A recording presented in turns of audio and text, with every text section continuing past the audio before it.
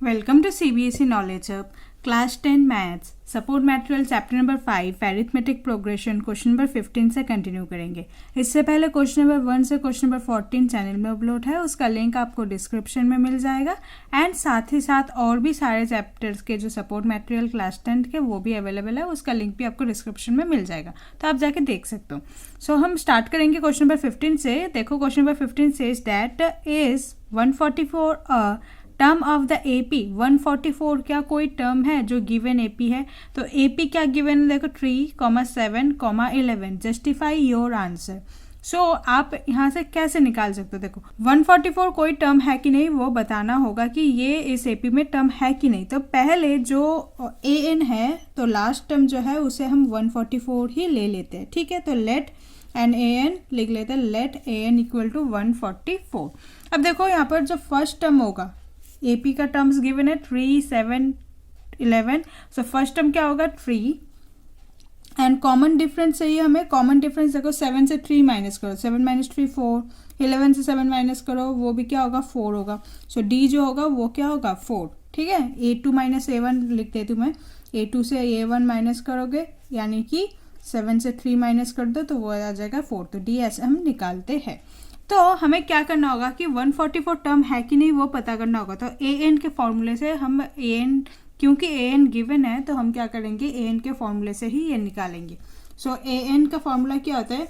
ए plus n minus 1 D. अब देखो A N जो है 144 है, ए तो आपको पता चल गया 3 है, plus n minus 1 and d जो है वो 4 है। यहाँ से हम क्या करेंगे? यहाँ पर n का वैल्यू गिवन नहीं है तो हम n का वैल्यू निकालेंगे, नंबर ऑफ टर्म्स निकालेंगे। अब ध्यान रखना जो नंबर ऑफ टर्म्स है वो पूरा नेचुरल नंबर होना चाहिए, ठीक है। होल नंबर या नेचुरल नंबर हमें होना चाहिए, तभी वो पॉसिबल है कि वो एपी होगा। अब देखो अगर ये फ्रैक्शन में आ जाए या डेसिमल में आ जाए तो वो 144 जो है वो टर्म्स नहीं होगा। हमें n निकालने पर ही पता चल जाएगा कि ये जो है ये 144 टर्म है कि नहीं। सो स्टार्ट करते हैं। देखो 144 equal to 3 plus 4n, multiply कर दो 4n, 4 1 जा इज 4, सो माइनस 4। नेक्स्ट देखो 3 माइनस 4 क्या हो जाएगा? -1 प्लस 4 एंड 144, ओके। -1 है इधर आ जाएगा तो +1 हो जाएगा। So 144 plus 1 equal to 4n। 144 plus 1 क्या होगा? 145 इक्वल टू 4n। हमें n निकालना है। सो n यहाँ पर रखो 145 एंड 4 यहाँ पर मल्टीप्लाई में था न्यूमरेटर में, तो यहाँ पर आ जाएगा ये डिनोमिनेटर में। अब देखो n जो है वो फ्रैक्शन में है, ये तो सिंपलेस्ट हो नहीं सकता। सो n जो है वो फ्रैक्शन में है, तो n कभी भी फ्रैक्शन में नहीं हो सकता। तो लास्ट में एक टर्म्स लिख देंगे कि n is in fraction, n is in fraction. So 144 is not a term of this AP।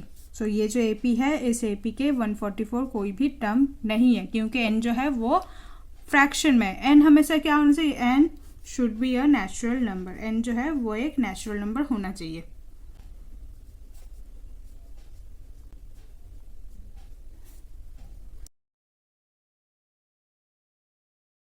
In case में इस टाइप का क्वेश्चन आए तो आप अटेम्प्ट कर पाओगे, ठीक है।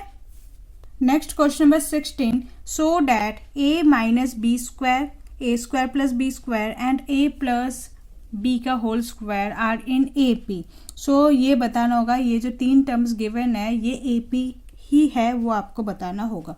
सो एपी है कि नहीं वो कैसे पता चलता है? जब उसका कॉमन डिफरेंस जो होता है सेम होता है, कहीं से भी आप कर लो। तो अगर आप A2 से A1 सब्ट्रैक्ट करोगे उसका जो कॉमन डिफरेंस आएगा, सेम A3 से जब A2 सब्ट्रैक्ट करोगे उसका भी जो कॉमन डिफरेंस आएगा वो सेम होना चाहिए। अगर सेम हुआ तो वो एपी है, अगर सेम नहीं हुआ तो वो एपी नहीं हो सकता, ठीक है। सो देखो हमें गिवन क्या है? a माइनस बी का होल स्क्वायर, सेकेंड टर्म जो है a square plus B square and third term जो है a प्लस बी का होल स्क्वायर। सो ये आपको गिवन टर्म्स है, डैट मीन्स ये आपका a1 है और वी कैन से a, ये आपका a2 है and this one is a3। अब देखो हमें कॉमन डिफरेंस निकालना है, तो कॉमन डिफरेंस एक तो हम A2 से A1 माइनस करके चेक करेंगे, एंड सेम चेक करने के लिए हम क्या करेंगे, A3 से A2 को भी माइनस करके देखेंगे। अगर दोनों का आंसर सेम है दैट मीन्स ये AP है। सो पहले A2 माइनस A1 कर लेते। A2 में क्या है, देखो A2 में है A square plus B square and minus A1 में है A माइनस B स्क्वायर। आगे सॉल्व करते हैं, A square plus B square. अब देखो minus A minus B square का आइडेंटिटी है, क्या होता है, A square plus B square minus 2AB, ये होता है। आगे देखो A square plus B square minus A square, minus plus में minus B square and minus minus में प्लस 2AB। A स्क्वायर से minus A square cancel out हो गया, B स्क्वायर से minus B square cancel out हो गया, तो हमें क्या मिला, 2AB। जो कॉमन डिफरेंस है वो है 2AB। अब इस साइड में चेक करेंगे, अगर D यहाँ पर 2AB आता है दैट मीन्स ये AP है, बट पहले चेक कर लेंगे। A3 देखो, A3 में क्या है, A plus B square minus A2 क्या है आपका, A square plus B square, ये आपका AP है। तो D निकाल रहे, A प्लस B स्क्वायर का आइडेंटिटी होता है, क्या होगा, A square plus B square plus 2AB। Then देखो minus A square, minus plus में minus B square, A square minus A square cancel out हो गया, B square minus B square cancel out हो गया, तो रह क्या गया, 2AB। सो हमारा D जो है यहाँ पर भी 2AB है, तो दोनों साइड D का जो वैल्यू है सेम है, कॉमन डिफरेंस सेम है, तो लास्ट में स्टेटमेंट लिखेंगे as D is common in both cases, so it is an AP. So it is an AP. Okay. Next question number 17. The first term, common difference and last term of an AP are 12, 6 and 252 respectively. सो देखो first term जो है वो 12 है, that means A given है आपको 12, common difference which is called D given है आपका 6, and जो लास्ट टर्म का आप AN से भी रिप्रेजेंट कर सकते हो और वी कैन से L से भी आप रिप्रेजेंट कर सकते हो, तो वो क्या गिवन है, 252।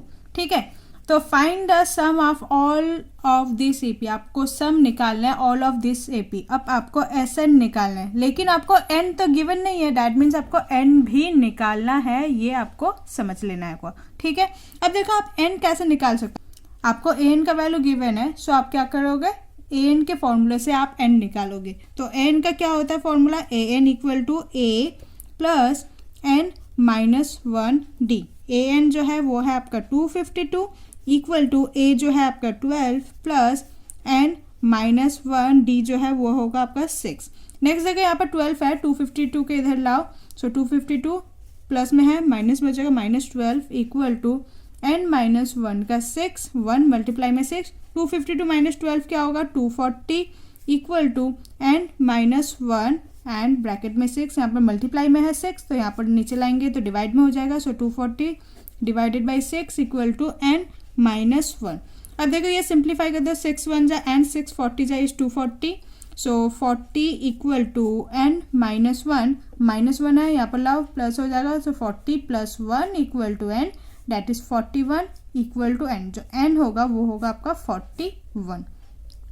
अब देखो हमें निकालना है SN यानी कि सम निकालना होगा। सम का फॉर्मूला क्या होता है, SN इक्वल टू N/2। देखो हमें लास्ट टर्म गिवन है तो हम क्या करेंगे, ये वाला फॉर्मूला यूज करेंगे, sum equal to N/2 A plus L यानी कि लास्ट टर्म। सो N का वैल्यू आपको मिल गया कि क्या होगा 41, सो 41/2, A जो है 12 है एंड प्लस 252। नेक्स्ट 41/2, 12 प्लस 252 क्या हो जाएगा 264, तो मल्टीप्लाई में 264 कैंसिल आउट हो जाएगा, 2 1 से सिंप्लीफाई कर देंगे, सो 2 132 जा इज 264, तो 41 मल्टीप्लाई 132, तो मल्टीप्लाई करोगे तो आपका रिजल्ट आएगा 5412, तो जो सम ऑफ n टर्म्स है वो होगा 5412। ओके,